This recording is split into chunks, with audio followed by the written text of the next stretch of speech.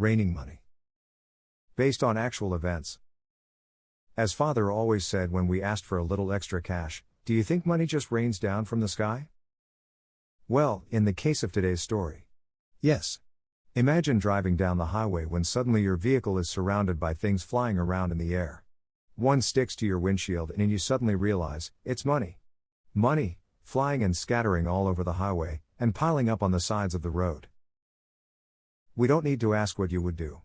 We don't need to run an experiment to see how people would react. Instead, there is a real case where this happened, and everyone did just what would be expected.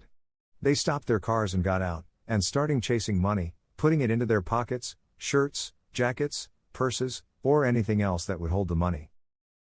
People were driving along Highway I-285 when they noticed money flying in the air and blowing around all over the highway.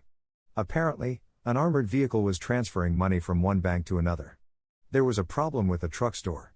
It was not closed properly and money was flying out through a gap between the door and the frame. The drivers had been having trouble with the door latch all day. They reported this to the company, but the dispatcher told them to keep on their scheduled routes, so they did not take the truck in for repairs. Armored trucks are vehicles that have been made super strong in order to protect the money and people inside. The doors and walls are super thick steel and then the windshields are bulletproof. In all, a total of $175,000 had been spilled onto the highway. A few good citizens turned in some of the money they grabbed, but that total was a mere $4,400. The good citizen said, "At first, I thought leaves were blowing everywhere. Then, I saw it was money. The first thing that came to mind, jump out of the car and get as much as I can. My mind was really racing. Is this real? It seemed like a movie. Is this a prank?